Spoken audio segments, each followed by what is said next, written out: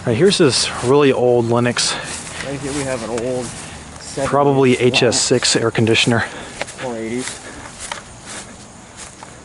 Somebody flipped the grill upside down. The sheet is unfortunately painted over. That sucks. But judging by that, it looks like early 80s, maybe 70s. I'm not really sure. Probably maybe That's unfortunate. Early 80s at the newest. It's in really good condition though. Oh yeah, it's an early 80s. Judging by the type of logo it has, this is an early 80s. New disconnect. Interesting.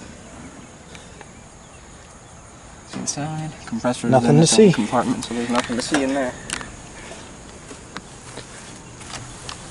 Guess that's it for this one. Yeah, that's nice.